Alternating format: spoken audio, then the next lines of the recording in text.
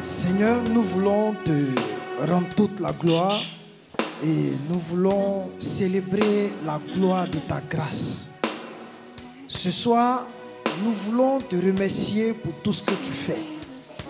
La Bible dit que là où 2 ou 3 sont assemblés et intégrés en ton nom, tu es présent.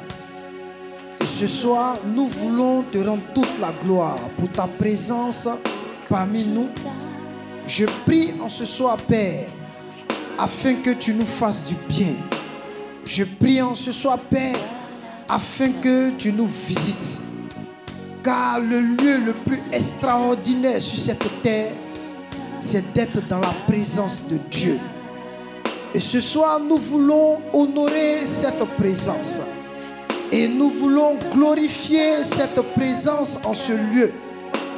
Béni sois-tu, Père, pour tous tes hauts faits et tes bienfaits. Ce soir, je prie afin que tu prennes le contrôle de toutes choses. Je te présente à chaque personne ici devant le trône de la grâce. Et je prie, éternel Dieu de gloire, afin que, Seigneur, nos cœurs soient disposés et réceptifs à ta parole. Béni sois-tu, Père, pour tout ce que tu fais. Merci, éternel Dieu de gloire, de prendre le contrôle de toutes choses. Merci de conduire toutes choses, au Père. Que la gloire et l'honneur te reviennent. Béni sois-tu, Père, pour tous tes hauts faits et tes bienfaits. Merci, Seigneur. Béni sois-tu au nom de Jésus. Amen. Est-ce qu'on peut acclamer Jésus?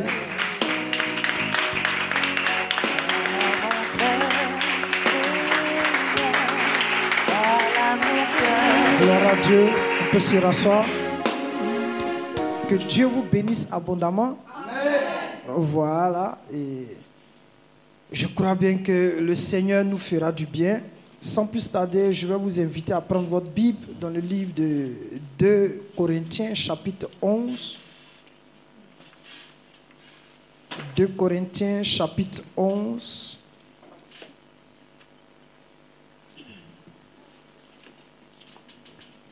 « 2 Corinthiens chapitre 11. Nous allons considérer les versets 1 jusqu'au verset 4. 2 Corinthiens 11. Vas-y, fais la lecture. Oh, si vous pouviez supporter de ma part un peu de folie. Si vous pouviez supporter de ma part un peu de folie. Mais vous me supportez. Mais oui, supportez-moi. Car je suis jaloux de vous d'une jalousie de Dieu. Car je suis jaloux de vous d'une jalousie de Dieu. Parce que je vous ai fiancé à un seul époux. Parce que je vous ai fiancé à un seul époux. Pour vous présenter à Christ comme une vierge pure. Pour vous présenter à Christ comme une vierge pure. Toutefois, de même que le serpent séduisit Ève par sa ruse. De même que le serpent séduisit Ève par sa ruse. Je crains que vos pensées. Ne soient corrompues et ne se détournent de la simplicité. Ne se corrompent et ne se détournent de la simplicité. À l'égard de Christ. À l'égard de Christ. Car si quelqu'un vient. Vous présentez un autre Jésus. Vous prêchez un autre Jésus. Que celui que nous vous avons prêché. Ou si vous recevez. Un autre esprit. Que celui que nous vous avez reçu. Ou un autre évangile. Que celui que vous avez embrassé.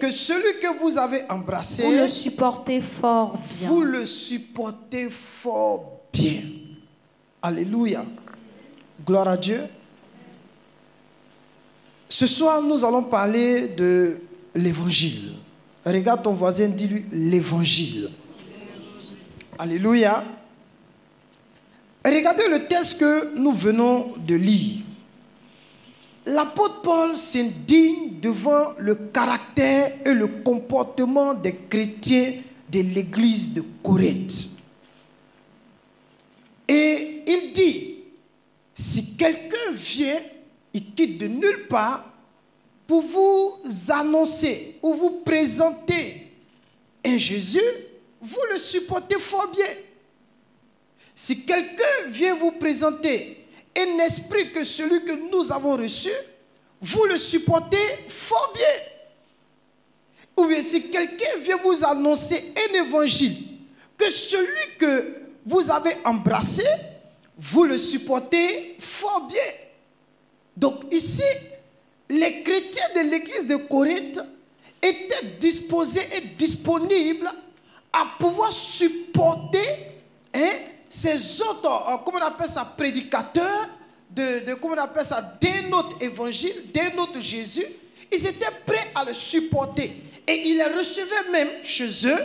Et quand ces personnes enseignaient la parole, ils avaient le cœur disposé pour écouter ces choses. Et Paul était indigné face à une telle attitude dans l'église de Corinthe. Alléluia. Et ce soir, dans l'indignation de Paul, il a touché plusieurs aspects. Il a touché Jésus, il a touché un esprit et il a aussi touché l'évangile. Mais de façon spéciale, ce qui m'intéresse ici dans ce texte-là, c'est l'évangile. Alléluia. Dis à ton voisin l'évangile. Alléluia. Prenons encore notre Bible dans le livre de Galates chapitre 1. Galates juste après le livre de 2 Corinthiens. Galates chapitre 1 à partir du verset 6. Galates, le chapitre 1, verset 6. Jusqu'au verset 8. Je m'étonne que vous vous détourniez si promptement de celui qui vous a appelé par la grâce de Christ. Je m'étonne que vous vous détourniez si promptement de celui qui vous a appelé par la grâce de Christ. Pour passer à un autre évangile. Vous voyez, pour passer à quoi? À un autre quoi? Évangile. Vas-y. Non pas qu'il y en ait un autre évangile. Non pas qu'il y ait un autre évangile. Mais il y a des gens qui vous troublent. Mais il y a des gens qui vous troublent. Et qui veulent renverser l'évangile de Christ. Et qui veulent renverser l'évangile de Christ. Mais quand nous-mêmes.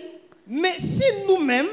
Quand un ange du ciel annoncera un autre évangile. Si un ange du ciel annonçait un évangile.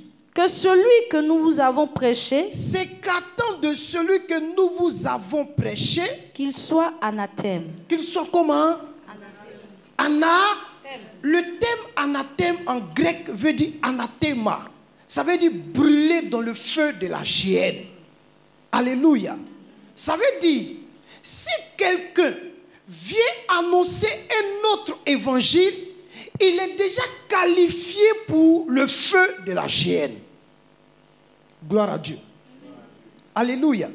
C'est-à-dire, si quelqu'un vient prêcher un autre évangile qui s'écarte de l'évangile que les apôtres ont enseigné, lui, il est déjà qualifié pour l'enfer.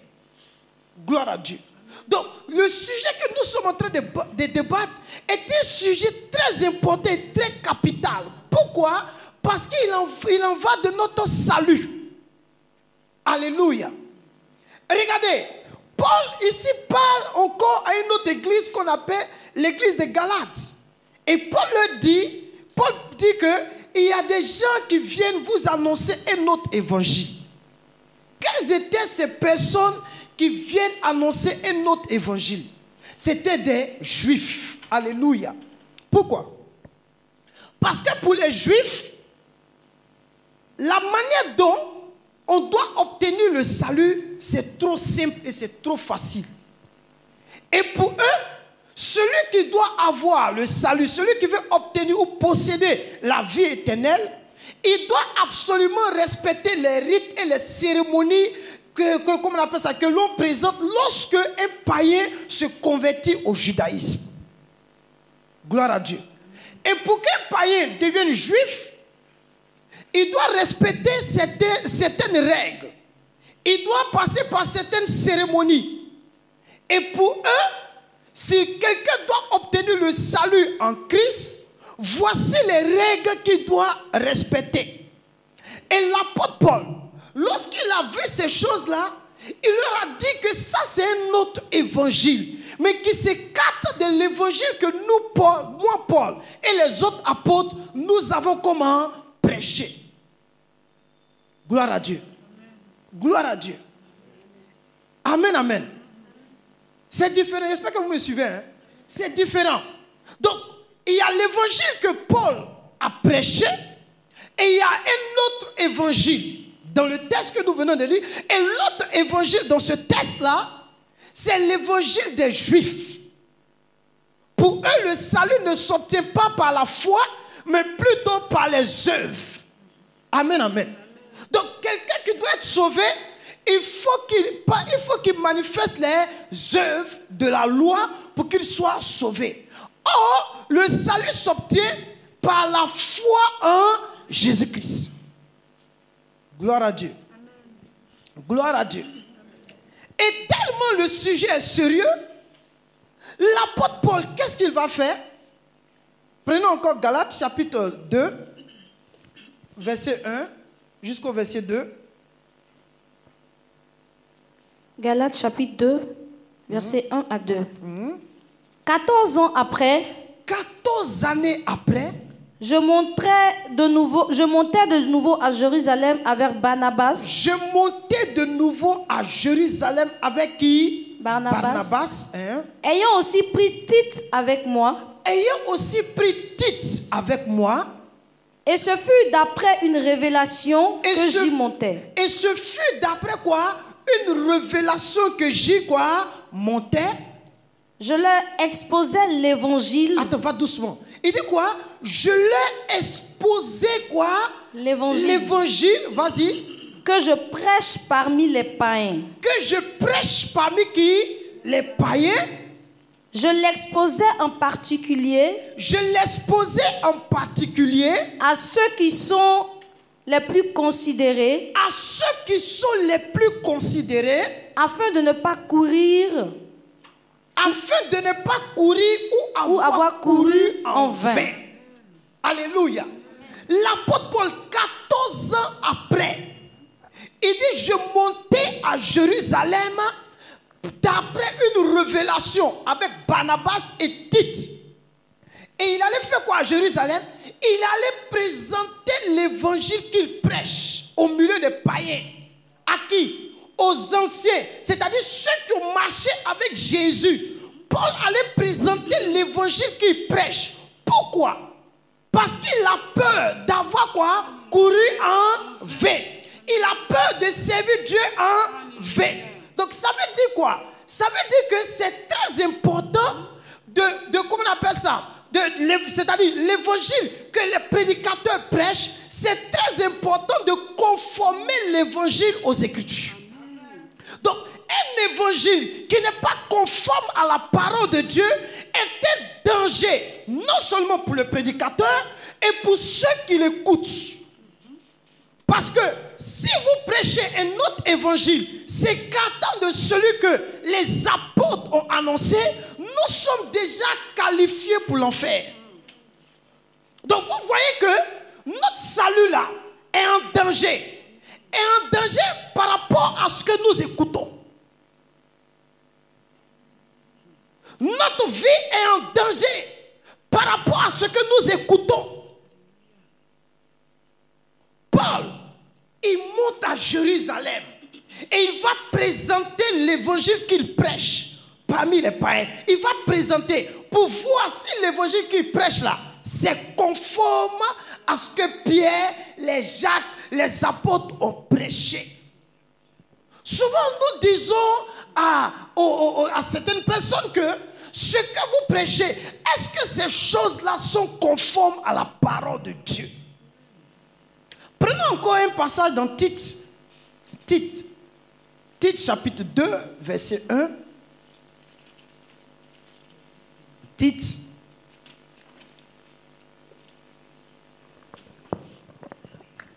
Après Timothée. Tite, le chapitre 2, verset 1. Un seulement, vas-y. Pour toi, pour toi, dis les choses qui sont conformes à la sainte doctrine. Arrête-toi. Il dit pour toi, mon fils Tite, parce que Tite était un pasteur. Il dit Tite, il faut que tu dises les choses qui sont quoi? Conformes. Des choses qui sont dans la conformité avec quoi? Les Écritures. Donc si tu enseignes quelque chose qui n'est pas conforme avec les Écritures, tu ne prêches pas et tu n'enseignes pas la sainte quoi? Doctrine. Mais c'est quoi? C'est un autre évangile. Gloire à Dieu. Gloire à Dieu. C'est un autre quoi? Évangile. Donc Paul montre, d'après une révélation, pour faire un exposé. Souvent, il est important de s'asseoir, d'ouvrir la Bible. Je dis bien la Bible. Et de regarder si c'est que nous enseignons, ces choses-là sont conformes à ce que les apôtres ont prêché. Il y a trop de choses aujourd'hui dans nos assemblées. Trop de choses enseignées aujourd'hui dans les églises. Est-ce que ce que, oui, les gens enseignent, c'est conforme à la parole de Dieu? Alléluia. Alléluia. Regardez tout ce qu'on voit aujourd'hui. Lorsque nous lisons les épîtres des apôtres, ce qu'on voit aujourd'hui dans nos assemblées, est-ce que c'est ce que les apôtres ont enseigné? Est-ce que c'est ce qu'on découvre aujourd'hui dans comment on appelle ça, dans les Écritures? Est-ce que c'est ce qu'on découvre? Il y a lieu de se poser beaucoup de questions. C'est pourquoi moi, je n'écoute pas tout. Pourquoi? Parce que je veux protéger ma foi. Je veux protéger ma foi. Pourquoi on vous dit de ne pas tout écouter? Parce que un mauvais évangile peut détruire votre foi. Et si votre foi est détruite, vous ne serez point sauvé. Il ne pas dit pas, il dit point sauvé.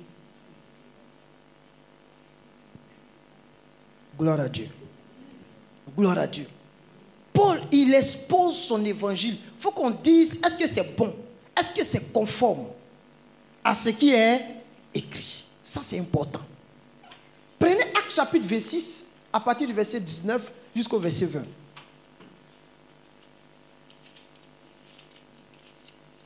Actes chapitre 26, à partir du verset 19. Actes 26, verset 19 à 20. En conséquence, roi Agrippa, je n'ai point résisté à la vision céleste. À ceux de Damas d'abord. Puis à Jérusalem. Dans toute la Judée. Et chez les païens. Et chez qui? Chez les païens. Regardez, il dit d'abord, regardez, à ceux de Damas, puis à Jérusalem, dans toute la Judée, et chez qui? Chez les païens. C'est-à-dire chrétiens comme païens, et chez les païens, vas-y. J'ai prêché la repentance et la conversion à Dieu. Paul explique ce qu'il a prêché dans toutes les villes. Il explique ce qu'il a présenté dans toutes les villes. J'ai prêché la repentance et la conversion à Dieu. Avec la pratique d'œuvres dignes de la repentance. Avec la pratique d'œuvres dignes de la... Donc voilà ce que l'apôtre Paul enseignait. Lorsqu'il se trouve à Damas, lorsqu'il va à Jérusalem, lorsqu'il se trouve au milieu des païens, lorsqu'il va passer par là, Paul dit, j'ai prêché la repentance et la conversion à Dieu avec la pratique quoi? La pratique d'œuvres dignes de la repentance, ou du moins le fruit de la repentance. Alléluia. Donc c'est ce que Paul a prêché. Partout où il allait, c'est ce message que Paul présentait. Gloire à Dieu. Amen, amen. Donc, ce soir, qu'est-ce que nous devons comprendre? Nous devons comprendre que déjà nous sommes en danger. Gloire à Dieu. Si nous nous amusons à écouter un autre évangile, notre salut est en danger. Si nous nous amusons à prendre nos oreilles pour recevoir un autre évangile, Parce qu'il dit pour avoir couru quoi, ou n'avoir pas couru en vain. Gloire à Dieu. On est en danger. C'est pourquoi il y a urgence. Gloire à Dieu. Il y a urgence. Parlons de l'évangile. L'évangile vient des mots grecs qu'on appelle, je ne sais pas comment je vais prononcer ça, évangélion, qui signifie bonne nouvelle. Gloire à Dieu. Qui veut dire aussi la bonne nouvelle du salut à travers Christ. L'évangile. Qui veut dire bonne nouvelle, la bonne nouvelle du salut à travers Christ. Amen, amen. Et ce thème évangile comprend aussi toute la prédication de notre Seigneur Jésus-Christ qui a souffert à la croix. Amen, amen. Pour procurer aux hommes le salut éternel et qui est ressuscité et monté au ciel. Alléluia. Amen, amen. Vous devez comprendre que l'évangile de Jésus est le fondement de tout, sur lequel repose toute la doctrine du Nouveau Testament. C'est-à-dire tout le Nouveau Testament là, tous les enseignements dans le Nouveau Testament reposent sur l'évangile. Donc s'il n'y a pas d'évangile, on ne peut même pas parler des enseignements. Alléluia, de Christ, de Jésus. Donc tous les enseignements, les Jésus enseignés reposent sur qui? Sur quoi, pardon? Sur l'évangile. Alléluia. Et vous allez voir que la qualité de votre vie chrétienne dépend de l'évangile que vous avez reçu. Je vais vous dire une chose. Quand vous voyez des chrétiens qui sont là toujours dans les soucis, dans les inquiétudes, ils sont là. Ça dépend de l'évangile qu'ils ont quoi? Reçu. Alléluia. Quand vous voyez les chrétiens sont toujours assis. Et comment je vais faire? Ma vie, oh, ma vie, oh. Mais il y a vous dire une chose. Un chrétien qui est en Christ n'a plus d'avenir. Il n'a que l'avenir de Christ pour lui. Parce que Paul a dit, si je vis, ce n'est plus quoi? Je vais vous dire une chose. Ce n'est pas le fait, par exemple, d'avoir un boulot qu'on appelle votre avenir. Je ne parle pas de ça. Quand un homme comme Jacob s'est battu avec l'ange et qu'il a toute la nuit, qu'est-ce qu'il a dit? Il dit, change mon quoi? Mon quoi? Mon nom. En Israël, le nom a 3 significations. La position, le but et la destinée. Gloire à Dieu. Donc, quand un chrétien rencontre, du moins, quand un païen, un pécheur rencontre Christ, sa position change, sa destinée change et le but de sa vie change. Mais le but dont on parle, ou la destinée dont on parle, ce n'est pas de votre destinée, ou bien votre futur, ou bien comment vous allez avoir des enfants et vivre de... Je ne parle pas de ça. Parce que toute la vie d'un enfant de Dieu est confinée en Christ. Mais en dehors de lui, il n'y a pas de vie. Gloire à Dieu. Donc, la qualité de ta vie, la qualité de la vie chrétienne dépend de l'évangile que j'ai reçu. D'autres, par exemple, sont nés dans l'affaire de Dieu où on dit, tu seras béni, Dieu va t'ouvrir les portes. Ou bien un autre évangile, on dit que Dieu donne, qui va donner 100 000, Dieu qui va donner 300 000, qui va donner 400 000. Ça, c'est dans l'évangile, d'autres sont nés dedans. C'est pas ça? Ça va définir la qualité de leur vie. La suite là, c'est ça. C'est ce qu'ils ont entendu, c'est ça. Et vous allez voir que leur évangile dans lequel ils sont nés ou dans lequel ils progressent ne peut jamais les préparer au ciel. Jamais. Alléluia. C'est-à-dire, ça ne peut même pas préparer quelqu'un. Je vous dis, pourquoi Dieu a suscité des pasteurs? Parce qu'il y a un mariage. Il y a un mariage, Jésus-Christ. Il doit se marier. Donc, il suscite les apôtres et les prophètes, les évangélistes pour le perfectionnement de qui? Des saints, n'est-ce pas? C'est-à-dire pour former les chrétiens, pour préparer l'église, parce qu'il y a un mariage. Une église sans tache ni ride et irrépréhensible. Il y a mariage. Donc, aujourd'hui, combien sont conscients qu'ils doivent se marier? Mais tout dépend de l'évangile que tu entends. Donc, vous voyez que ce qui va définir la suite, c'est ce que j'entends. Les 17 clés pour réussir. Les 33 clés qu'on appelle pour un mariage heureux. Les 46 principes pour pouvoir avoir le bonheur. Vous avez vu les apôtres enseigner ça? Si nous sommes conscients là, est-ce qu'on a vu les apôtres enseigner ça? Hein? C'est pourquoi Paul dit, vous supportez fort bien lorsqu'on vient vous annoncer un autre. Vous le supportez fort bien. Les chrétiens vont dire, non, mais demain quand quelqu'un va arriver là, oh my God, oh j'entends dans ma tête, dans mon esprit, j'entends une voix, la voix que j'entends, il y a Philippe, quelqu'un s'appelle Philippe ici? Puis bon voilà, c'est ça là, c'est ça, et puis Philippe, bon, tu as venu me dire ça là, moi il te regarde comme ça, du haut jusqu'en bas. Tu as fini, tout est simagré, tu vas t'asseoir, puis tu vas partir. Et c'est ça, c'est dans les pièges comme ça nous sommes tombés. Amen, amen. Alléluia. Amen. Donc, c'est important de connaître et de comprendre ce que c'est que l'évangile. Donc, on a dit tout à l'heure que l'évangile, c'était quoi? La bonne quoi? Nouvelle. Mais j'ai une bonne nouvelle pour toi ce soir. Amen. Lorsque quelqu'un vient vers vous et qui vous dit, monsieur, j'ai une bonne nouvelle. Vous êtes content, n'est-ce pas? Hein?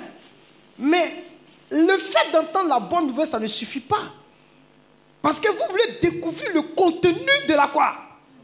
Voilà une lettre ici que j'ai. On dit, voilà la bonne nouvelle. Viens mon frère. Voilà la bonne nouvelle. Tu es content? Mais ce qui est important, ce n'est pas la lettre que tu as. Il faut ouvrir. Qu'est-ce que tu découvres? Une carte, n'est-ce pas? Mais pour une carte, il faut que tu ouvres. Pour lire le contenu de la quoi? De la carte, n'est-ce pas? Voilà. Donc, le fait qu'on dise que l'évangile, c'est une bonne nouvelle, c'est une bénédiction. Alléluia. Mais nous, en tant que chrétiens, il est important de savoir le contenu de la bonne nouvelle. Parce que vous ne pouvez pas présenter l'évangile au monde si vous ne maîtrisez pas le contenu de l'évangile. Pourquoi aujourd'hui les chrétiens sont tordus? Pourquoi aujourd'hui la croix des chrétiens est mutilée? Pourquoi aujourd'hui l'église est de façon bizarre?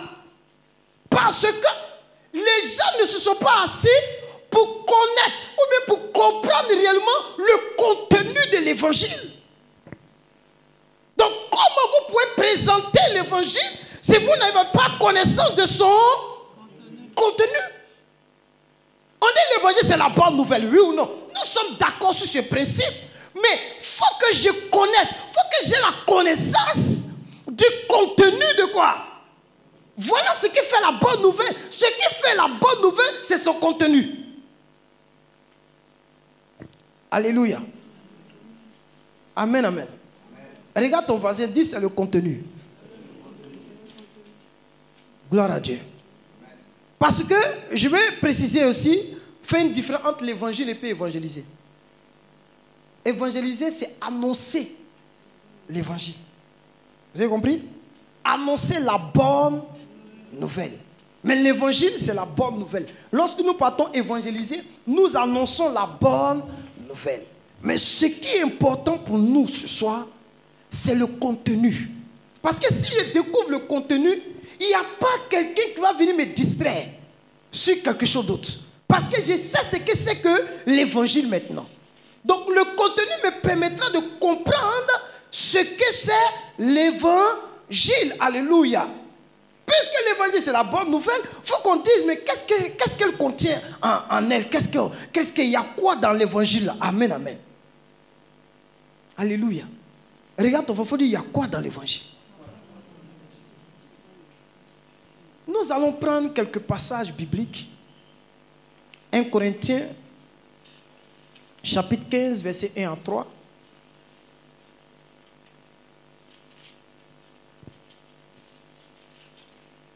Après, nous allons prendre 2 Corinthiens 4, verset 5 aussi.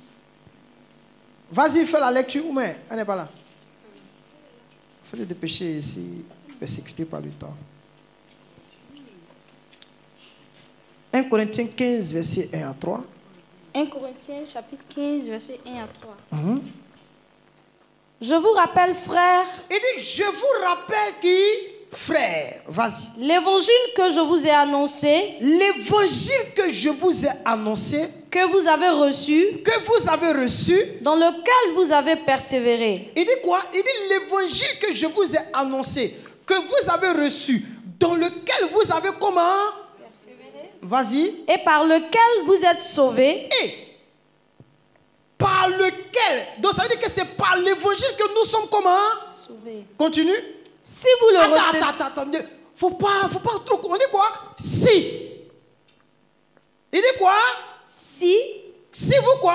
Vous le retenez tel que je vous l'ai annoncé. Attends. Paul dit, si vous le retenez dans les thèmes où je vous l'ai... Autrement, vous auriez cru en vain.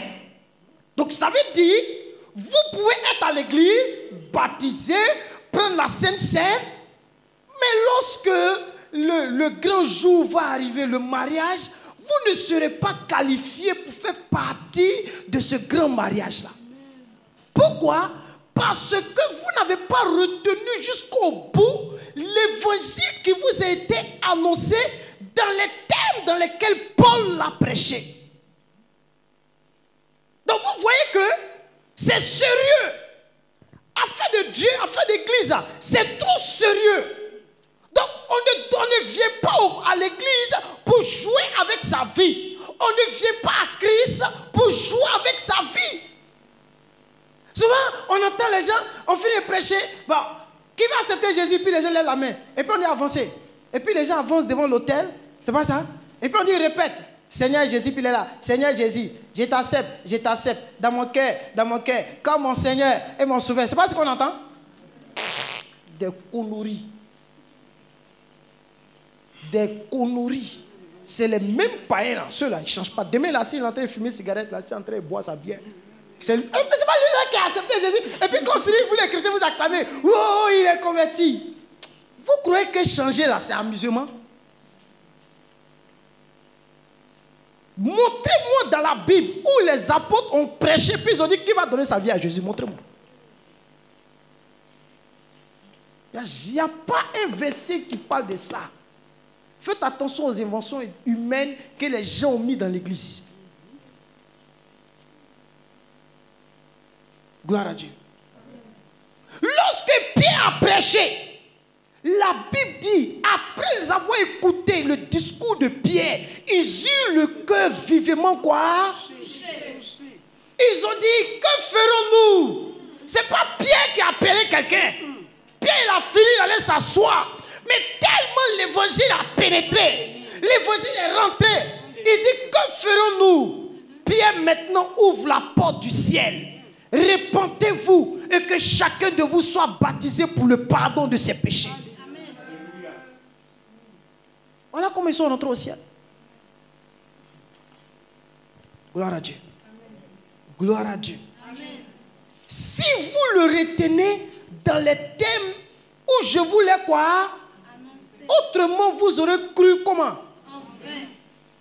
Ah, demande à ton voisin, il faut lui demander s'il lui veut aller au ciel. Il faut lui demander.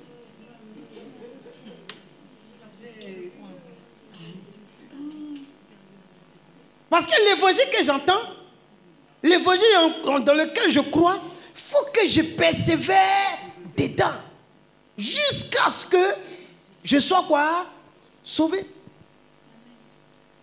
Gloire à Dieu. Prends 2 Corinthiens, rapidement. 2 Corinthiens, chapitre 4, verset 5. Oui, pardon, attends. Excusez-moi, j'ai oublié. Autrement, vous aurez cru quoi? Prends le verset 3. J'ai dit jusqu'au verset 3. On n'a pas lu le verset 3. Vas-y. 1 Corinthiens 15, verset 3. Vas-y. Verset 3. Je vous ai enseigné avant tout. Voilà maintenant l'évangile là. Il dit, je vous ai enseigné quoi? Avant tout. Vas-y, continue. comme je l'avais aussi reçu. Vous voyez, ce qu'il a reçu des apôtres, c'est ce qu'il a transmis. Amen. Hein, vas-y.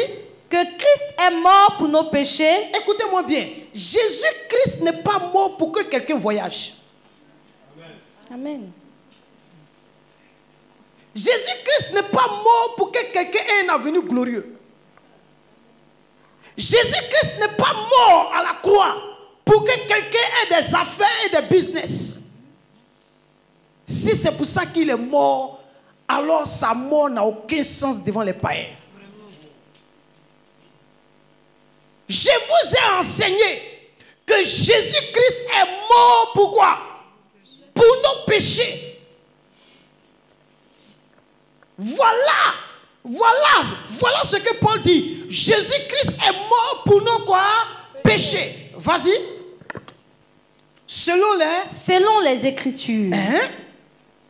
Qu'il a été enseveli. Il a été enseveli. Et qu'il est ressuscité le troisième jour. Il est ressuscité le troisième jour. Selon les Écritures. Arrête-toi là. Selon les quoi? Écritures. Amen. Donc on est en train d'ouvrir. C'est pas ça? Pour voir le contenu, n'est-ce pas? Il dit Jésus-Christ est mort. Pour nous quoi? Péché. Romains chapitre 6 verset 10 dit, et c'est pour le péché qu'il est mort une fois pour toutes. Gloire à Dieu. Regardez. Si vous êtes beaucoup dans l'inquiétude, toujours vous êtes inquiet, vous êtes plein de soucis, ça dépend de l'évangile que vous écoutez. Parce qu'il y a des évangiles qui donnent trop d'inquiétude, de soucis, et puis ça va vous donner ulcère. Amen. Ça va vous donner quoi? Ulcère. Jésus a dit, ne vous inquiétez quoi? Je vais vous dire une chose, écoutez-moi bien.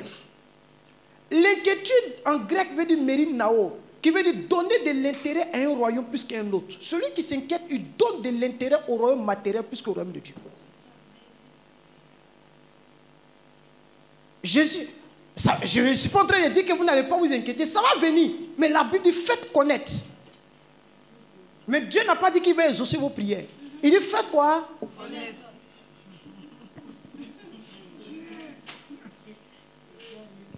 Alléluia. Prends 2 Corinthiens chapitre 4. Verset 5. 2 Corinthiens le chapitre 4 verset 7. 5. Nous ne nous prêchons pas nous-mêmes. Attends. Il dit quoi? Nous ne nous prêchons pas nous-mêmes. Hein? C'est Jésus-Christ le Seigneur que nous prêchons. Attends, il faut souligner cette partie-là. Il dit quoi? C'est Jésus-Christ le Seigneur que nous quoi? Prêchons. Est-ce que tout le monde peut répéter à moi? C'est Jésus-Christ le Seigneur que nous prêchons. C'est Jésus-Christ le Seigneur que nous prêchons. Amen. Amen. Ok. Prends encore l'autre verset. Prends Actes chapitre 16 verset 31. Actes chapitre 16 verset 31. Le chapitre 16 verset 31. Prends verset 30 à 31. Voilà, 30 à 31. Vas-y. Il les fit sortir et dit, Seigneur, que faut-il que je fasse pour être sauvé? Il dit, que faut-il que je fasse pour être comment? Sauvé. Paul et Silas. Attends. Que faut-il que je fasse pour être quoi? Sauvé. Parce qu'il avait besoin de salut. Alors que nous avons dit que la bonne nouvelle, c'est quoi? L'évangile, c'est quoi? C'est la bonne nouvelle du salut. Oui ou non? Il dit, qu'est-ce que je dois faire pour être quoi? Sauvé. Comme un païen vient me dire, qu'est-ce qu'il doit faire pour être sauvé? Un païen me dit, qu'est-ce qu'il lui doit faire pour être quoi? Sauvé. Donc, on est en train de voir l'évangile que lui, Paul, il prêchait au milieu des païens, à Damas, partout, dans les églises qu'il prêchait. C'est ce qu'on est en train de voir. Donc, vas-y. Paul et Silas répondit, crois au Seigneur Jésus et tu seras sauvé, toi et ta famille. Est-ce que vous pouvez répéter encore ça avec moi? Crois au Seigneur Jésus et tu seras sauvé, toi et ta famille. Amen. Amen. Prends Romains chapitre 10, verset 9. Romains chapitre 10, verset 9. Si tu confesses de ta bouche le Seigneur Jésus, et si tu crois dans ton cœur que Dieu l'a ressuscité des morts, tu seras sauvé. Là encore, on dit, tu seras comment? Sauvé. Access, t'as entendu, tu seras quoi? Sauvé. Mais lorsque nous lisons tous ces versets-là, quelle remarque que nous faisons? Waouh! La remarque que nous faisons, c'est que dans tous ces versets-là, il y a un thème qui ressort dedans qu'on appelle le thème Seigneur. Il dit, crois au Seigneur qui... Jésus. Souvent, on dit que Seigneur Jésus, on dit Jésus, je t'accepte comme mon quoi? Sauveur. Mon sauveur et mon... Seigneur. Souvent, on entend ce thème-là. Mais ici, la Bible dit, crois au Seigneur. Il n'a pas dit crois au Sauveur. Il dit crois au Seigneur. À qui? Au Seigneur Jésus. Premier qu'on a lu, c'est Jésus, le Seigneur que nous prêchons. Crois au Seigneur Jésus pour être comment? Sauvé. Donc c'est pour dire que si nous ne croyons pas au Seigneur Jésus, il n'y a pas de salut. Oui ou non? Est-ce qu'il y a salut? Non. Il n'y a pas de salut. Confesse le Seigneur Jésus et tu crois dans ton cœur, alors tu seras quoi? Sauvé. Mais partout, on met le thème Seigneur. C'est bizarre? C'est pas bizarre? Seigneur, Seigneur, Seigneur, Seigneur. Le véritable évangile est un message impossible à dissocier de la réalité de la seigneurie de Christ. L'évangile que les gens prêchent, on ne retrouve plus la seigneurie de Christ dans cet évangile-là. Or, si nous retrouvons la seigneurie de Christ dans l'évangile, toute notre vie sera une vie glorieuse en Christ. Mais regardez l'état de nos assemblées. Regardons l'état de l'église. C'est parce que la seigneurie de Christ a été ôtée de l'évangile que nous sommes passés à un autre. Je vous ai dit que l'évangile, c'est toute la doctrine du Nouveau Testament repose sur l'évangile. N'oubliez pas ça. Amen, amen. Alléluia. Lorsque Jésus appelait les gens, amen, à le suivre, Jésus ne cherchait pas des copains ou des admirateurs. Amen, amen.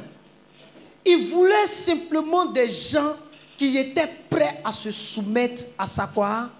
Seigneurie. Amen. On va prendre un petit verset là. Amen. Jean 13, verset 13. Jean le chapitre 13, verset 13. Vous m'appelez maître et seigneur, et vous dites bien, car je le suis.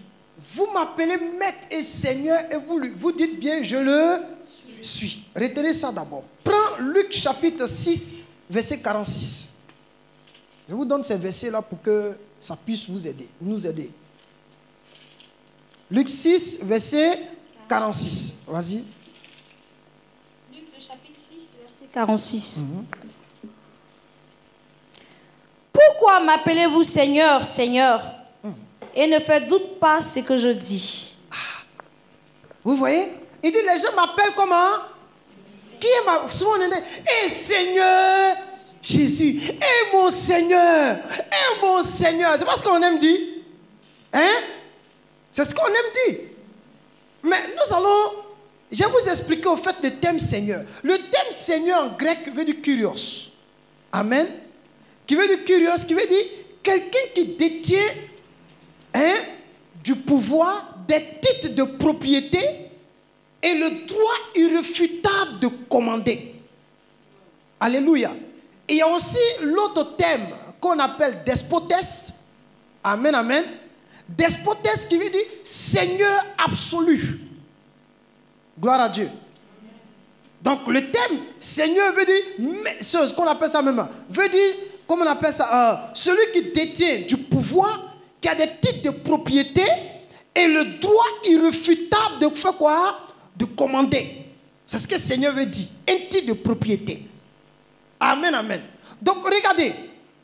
Lorsque Paul dit crois au Seigneur Jésus, il est en train de dire à ceux qui l'écoutent que le fait que vous êtes en train d'écouter l'évangile, la parole de Dieu qui est en train de vous prêcher, il faut que vous sachiez que si vous êtes prêts à pouvoir marcher à la suite du maître, il faut que vous sachiez qu'il doit être votre quoi?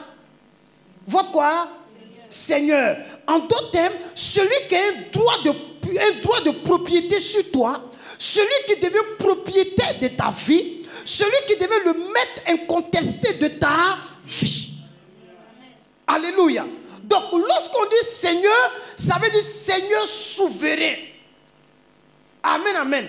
Et lorsqu'on prend le côté despotes, qui veut dire aussi Seigneur absolu. Donc, lorsque l'évangile est enseigné et prêché, ceux qui entendent l'évangile doivent comprendre réellement que s'ils veulent marcher avec Christ, Jésus-Christ doit être le Seigneur souverain et absolu de leur vie.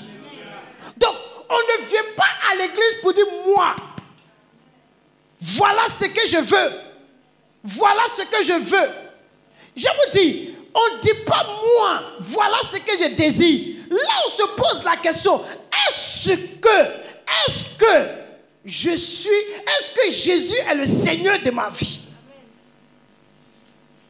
Est-ce que Jésus est le Seigneur de ma vie? Je vais te montrer comment est-ce qu'il est le Seigneur. Prenez 1 Corinthiens chapitre 6 à partir du verset 19 jusqu'au verset 20.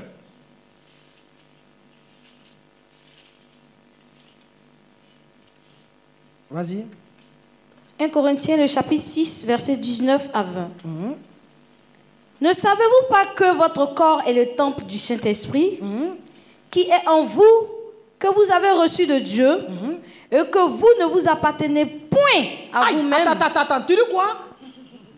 Tu dis quoi? Et que vous ne vous appartenez... Non, tu as pu bien. Vas-y. Et que vous ne vous quoi? Et que vous ne vous appartenez point à vous-même. Vous ne vous appartenez point à qui? À vous-même. Donc ça veut dire que tu appartiens à qui? Dieu. Tu appartiens à qui? Bon, celui qui appartient... Attends, mon frère, il faut me donner la chaise qui est derrière toi là. Voilà. Cette chaise là, elle est la propriété. Non, viens ici, ne te gêne pas. Cette chaise là, elle est la propriété de qui? De Jéraki Center, n'est-ce pas? Mais avant que cette chaise ne devienne la propriété de Jéraki Center, elle appartenait déjà à quelqu'un d'autre. Mais pour qu'elle devienne la propriété, il a fallu que Jéraki Center parte payer. Pas quoi? Acheter. N'est-ce pas? Et quand Jéraki a acheté la chaise, est-ce que la chaise peut dire désormais qu'elle appartient toujours à son ancien maître et patron? Elle appartient désormais à qui? À qui? Donc, comme elle appartient à Jéraki là, quand Jéraki décide de mettre son pied sur la chaise, est-ce que la chaise peut dire pourquoi tu mets ton pied sur moi? Pourquoi? Parce qu'elle appartient à Jéraki Center. Donc, cette chaise-là est devenue le titre de propriété de Jéraki Center. Il a droit souverain, il a droit absolu sur cette chaise-là. Et cette chaise-là, s'il fait ce qu'il veut, elle ne pourra jamais brocher. Qu'est-ce qu'on trouve aujourd'hui dans nos églises? Ma fille, il faut continuer la lecture là. Ils vont voir la suite. Car vous avez été rachetés à un grand prix. Attends, vous avez été comment? Rachetés. À un quoi? Un grand prix. Glorifiez donc Dieu dans votre corps et dans votre esprit qui appartient à Dieu. Affaire là, ça devient compliqué. Donc, le chrétien, c'est-à-dire toi qui es assis ici ce soir là, tu appartiens à qui? À Dieu. Mais quand quelqu'un appartient à Dieu, Dieu a un droit légal sur ta vie, sur le principe de la rédemption. Parce qu'il t'a racheté un grand prix au prix de son sang, au prix de sa vie. Donc voici ce que donne le droit légal à Jésus sur toi. Donc quand vous venez à l'église, vous ne venez pas pour faire ce que vous voulez. Vous ne venez pas pour prier ce que vous voulez. Mais vous venez pour faire ce que le maître veut et le maître désire, parce que vous êtes la propriété du maître.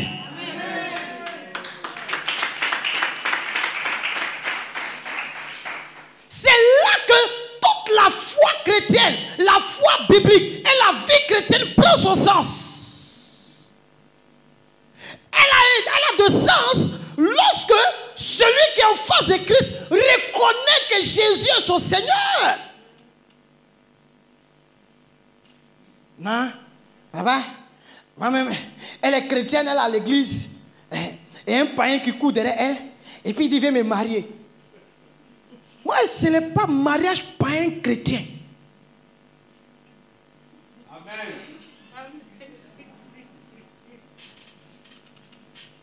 Vous voulez mélanger le diable et Dieu. Vous dites Jésus est Seigneur de votre vie. Le mariage, ce n'est pas un appel. Tout le monde n'est pas appelé à se marier à l'église. Tout le monde n'est pas appelé à ça. Gloire à Dieu. Donc quand Paul présente son évangile, là, il ne joue pas avec la seigneurie de Christ. Toute langue confesse que Jésus-Christ est quoi? Seigneur. On est chrétien, on est Jésus est Seigneur de la vie. Et c'est le matin. Les gens sont forts. Vous êtes forts. Tout le désir de Jésus, quand il appelle les gens à le suivre, quand il dit venez suivez-moi là, ce n'est pas pour que vous venez faire ce que vous voulez. C'est pour que le maître puisse accomplir ses desseins et ses plans à travers vous. Amen. Il dit vous ne vous appartenez point à vous-même. Bon, il se lève matin et puis lui il s'en va, il veut faire ce qu'il veut. Il se lève matin et dit bon, lui il veut faire comme ci, il veut faire comme ça, il veut faire comme ci, il veut faire comme ça. Qui ce soit pense que Jésus-Christ est le Seigneur et maître de sa vie. Amen. Non, je n'ai pas dit de dire Amen. Parce que même quand on va vous dire bonjour, vous allez dire Amen. Quand on va vous dire salut, vous dites Amen. Quand vous dites Ah, on n'a pas dit Amen. Parce que vous êtes pressé pour dire Amen, mais dans la pratique, zéro. Gloire à Dieu. Gloire à Dieu. Amen. Mais regardez, lorsqu'on parle de la seigneurie, du coup, ça implique une idée. L'idée du maître et de l'esclave. Un chrétien est un esclave. Parce que la Bible dit, ayez été affranchis de l'esclavage du péché pour que nous devenions esclaves de la justice. Donc, quand nous venons vous prêcher l'évangile, notre but c'est de faire de Christ le maître de votre vie et que vous deveniez des esclaves. Mais lui c'est un bon maître par rapport à Satan, qui est un mauvais quoi? Maître. Amen. C'est un mauvais quoi? Maître. C'est pourquoi le chrétien, quand il vient, il n'a plus de volonté. Sa volonté n'est que la volonté de qui? Vous pensez que quand on est esclave, c'est quoi? Quand tu es un esclave, c'est quoi? Est-ce qu'un esclave a une volonté? Non. Un esclave a une volonté? Non, l'esclave n'a pas de volonté. Mon frère, si tu es esclave de Jésus, tu n'as aucune volonté. Donc quand tu te présentes à Jésus, regardez Jésus dans le jardin de Gethsémani, il dit non pas comme je veux, mais comme toi tu veux. C'est tout. C'est tout.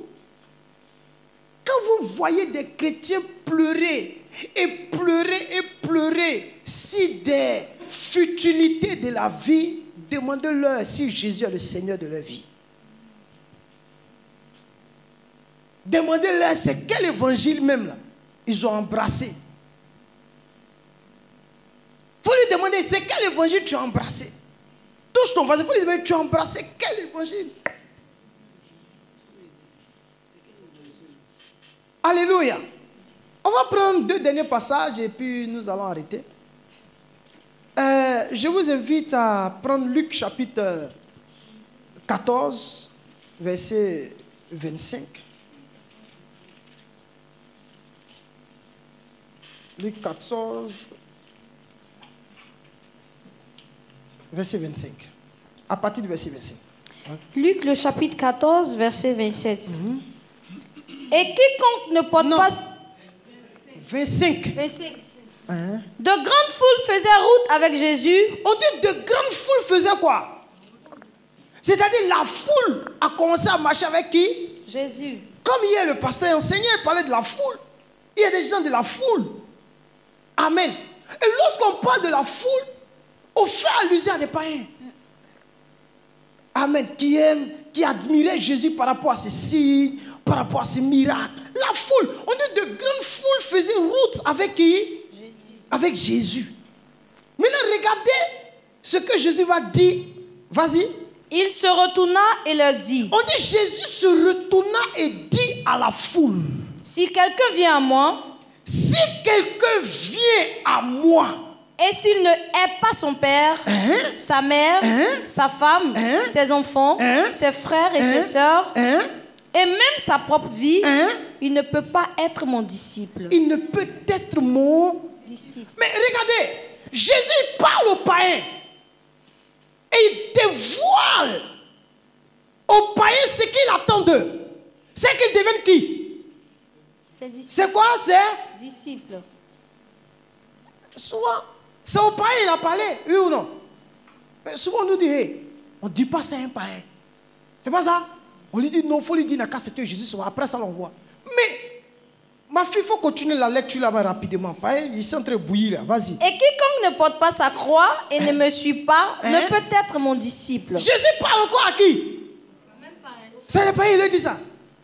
Regardez ce qu'il leur présente, les païens. Entre nous, on cache ça, on dit on ne doit pas leur dire ça parce que c'est trop fort. Nous, on est plus fort que Jésus. Vas-y, ma fille. Car, lequel de vous, s'il veut bâtir une tour, ne s'assied d'abord pour calculer la dépense et voir s'il y a de quoi la terminer, de peur qu'après avoir posé les fondements, il ne puisse l'achever et que tous ceux qui le verront ne se mettent à le rayer. Arrête-toi là. Allez quoi? À se moquer de lui. C'est-à-dire, il y a ce qu'on appelle calculer la dépense. Jésus se présente devant la foule. Et puis il dit, bon, ça n'est assez, arrêtez-vous là. Si quelqu'un veut venir après moi, c'est-à-dire si quelqu'un décide de prendre l'engagement de me suivre, il faut qu'il comprenne le passage, ce qu'il doit comprendre. Voilà ce qu'il doit comprendre. Premièrement, il doit renoncer à toute sa famille, ses frères, ses soeurs. Il doit renoncer à sa propre vie. Il doit porter sa croix. Et puis il doit venir quoi? Après quoi? Donc c'est ça que Jésus présente à des païens. C'est cet évangile-là que Jésus présente à qui? À des païens. Donc il ne s'est pas amusé à eux. Ils n'ont qu'à renoncer à eux. Mais comment un païen peut-il renoncer à lui? C'est pas ça? C'est compliqué, oui ou non? Il dit à la foule, renoncez à moi, à vous pour venir à moi. Souvent on dit aux gens, mon frère, laisse-le, n'a qu'à accepter Jésus-Christ, c'est un peu. C'est pas ce qu'on dit? On dit non, s'il a fait la paix, Christ c'est quoi? Non, il a fait la paix au Jésus-Christ, c'est un peu. Mais ce gars-là, quand il vient là, on ne lui a pas présenté le calcul de ce qu'il doit dépenser. Hein? On ne lui a pas présenté ce qu'il doit quoi? Il ne s'attend à rien. Donc il est venu à l'église. On dit voici un nouveau frère, il a accepté Jésus, acclamez le Seigneur. Acclamons-le. Hey. Acclamons. Hey, vu tout le monde danse. Hey. Oh le frère. Oh mon frère, bonne arrivée. Que Dieu te bénisse mon frère. Vous lui avez dit ce qu'il va dépenser dedans. Vous lui avez dit ça. comment il va perdre sa vie? Comment il va mourir en soi-même? Comment il risque de se séparer de sa famille? Vous lui avez dit ça? Et quand le César n'est pas dit aux païens, quand il voit que c'est dur, il préfère retourner dans le monde. Et voilà comment beaucoup sont retournés dans le monde parce que simplement la dépense n'a pas été bien calculée. On ne vient pas à Christ pour gagner, on vient pour perdre sa vie. On ne vient pas à Christ pour qu'on appelle ça, pour posséder les trésors de l'Égypte. La Bible dit que c'est par la foi que Moïse, devenu grand, refusa d'être appelé fils de la fille de Pharaon. Il préféra être maltraité avec le peuple de Dieu que d'avoir pour un temps la jouissance du péché. Car il voyait l'opprobre de Christ comme une richesse plus grande que les trésors de l'Égypte.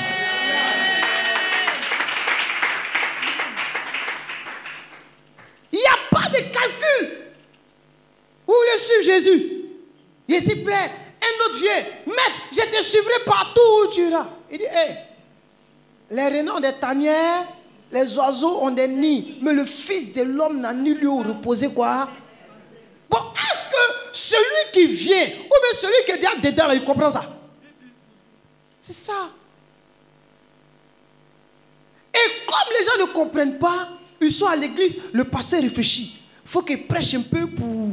Je sens que les gens souffrent trop dans l'église. Ils souffrent quoi?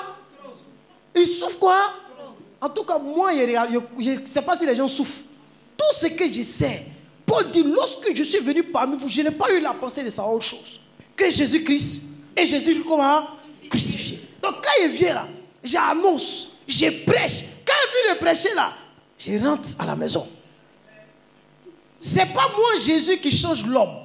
C'est pas moi Jésus qui fait l'œuvre. C'est pas moi. Ma responsabilité en tant que prédicateur, c'est de parler. Parce que je suis un porte-parole. Porte-parole de la croix. Et je parle, je fais ma bouche. Le reste, c'est lui. Pourquoi il y a m'inquiété des égaux? Il est en train de faire. Pourquoi? Moi, il m'a dit de faire quoi? De parler. Donc, il veut suivre Jésus. Vous ne pouvez pas suivre Jésus si vous n'avez pas calculé la dépense. Ah, je vais le suivre là. Mati, elle est ma go, je dois la laisser. J'étais un gars aux impôts là, je volais l'argent, je dois arrêter ça. Je dois arrêter ça. Tout ça, il va calculer. Hein? Quand il finit de calculer, il va voir réellement si ces calculs qu'il a fait là a plus de valeur que la vie éternelle que Jésus-Christ lui présente.